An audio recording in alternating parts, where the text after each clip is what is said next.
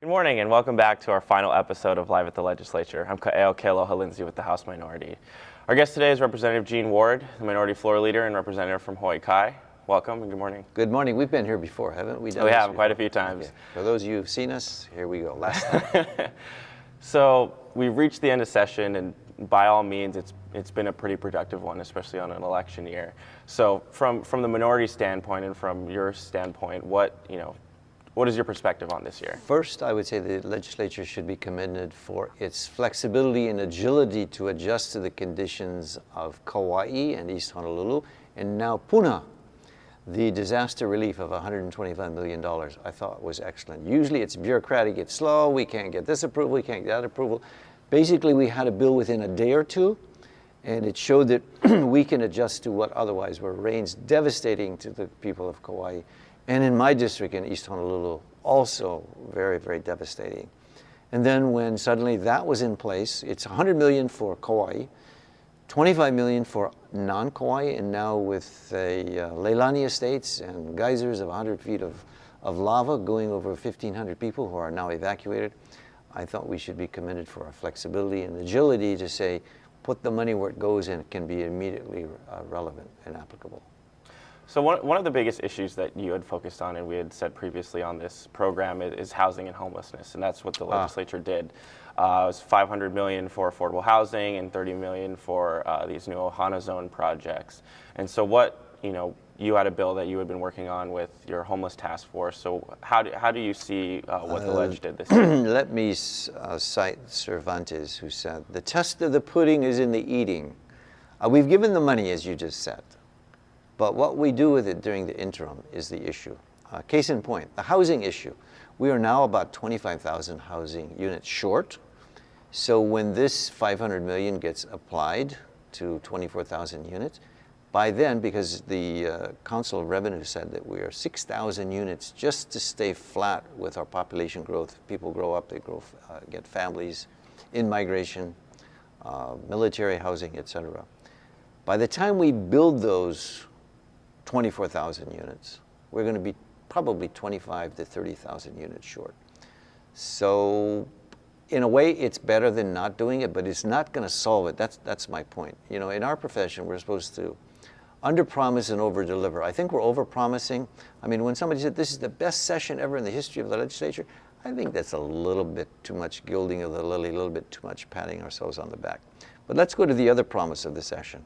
We said we're going to do housing, we're going to do homelessness. There were some excellent bills for homelessness. Finally coming of age is the Ohana zones, but what we've got is $30 million, but we got no plan. And it's going to be kicked up into the governor's office, who probably hates Ohana zones, has always spoken against them, but we've given them the money. So we got a formula for failure. We've got an idea, but in terms of implementation, I'm not sure we're going to be able to deliver that. And I don't think that's going to make the governor look very good or very happy the way that we've done it. Because we had bills, particularly Mike Goodman's bill, and I hope Mike in the future and I can do a little wrap-up with the Word with Ward, for those of you who remember that. That's my usual TV show. In the afternoon, not early in the morning, as we do here at the Capitol. But with Mike Goodman, Pu'uhonua Villages was basically to get a model with domes and with a way of saying that, you know, we can do 350 square feet for less than $15,000.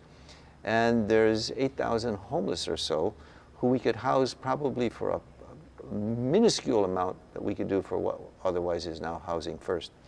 But people can see a model of this already going up in Kaneohe. First Assembly of God has 12 units that they're putting up. 12, you may have seen some of the TV coverage of this, 12 domes, 9 of which are for homeless mothers with children, and for those who then have a manager shop, a food shop, and then a place for the restrooms. So it's a good model for what otherwise Mike Goodman has been pushing for. Hopefully the governor will take into consideration what Pu'uhonua Villages are, what Twinkle has been doing, what Bumpikanahaley has been doing, and we're not going to wait for these $400,000 apartments that just don't exist in this place. So the point is, we've promised a lot. Whether we can deliver it, I think, is the bottom line of the 2018 session. I want to transition to the minority caucus a little bit, because there are 5 of you. And 5 fighters. Yes, yes. And I think the last day we really saw the 5 of you kind of come in stride against certain pieces of legislation. So, what are your thoughts on the role of the minority in the legislature? And 2 issues stand out, Caio. 2 issues, both in terms of transparency and openness in government. One was about redacting those who are signing up for boards and commissions. We thought that their salaries should be actually included, and in the bill it said to redact them. So we argued for recommittal, and I think we damaged it enough that the Senate ended up killing it. The other thing was for salaries of those people who work here in the legislature. There was a bill that said you don't have to say their salaries, which we do now. So it's a way of hiding what otherwise we feel in the minority we are about 30 to 35% less in payments for pay equity. So those are things that we can do. But the biggest regret I have of the session and of the legislature, and it's going to be Bill Clinton's mantra, I think, eventually, it's the economy, stupid. We don't focus on high-paying jobs. We don't focus on small businesses. We don't focus enough on getting people out of these. 50% of all the kids who go to school have got to have a subsidy because we don't have incomes high enough.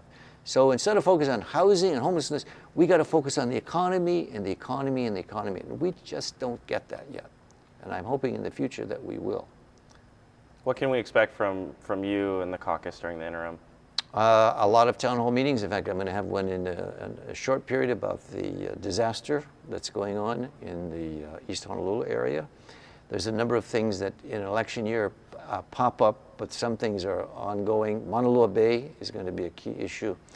And I think given what's going on in the national level, there's going to be a lot of stuff about, are we safe from Kim Jong-un and the Korean missiles that have been bandied about. But the other fear is what's going on in the Middle East with the movement of the Tel Aviv to Jerusalem embassy and those parts of the Iranian deal that are not to be made. So ending in, I guess, the Shakespearean way, beware the Ides of May. When the embassy shifts, the Iranian deal goes down on May 12.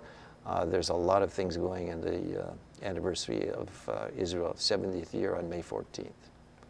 All righty, Representative Ward, thank you for your time. We want to thank Olelo for allowing us to be on this platform, and thank you to the viewers who had been following this throughout the year. Thank you to everyone, and we will see you all next year. Aloha.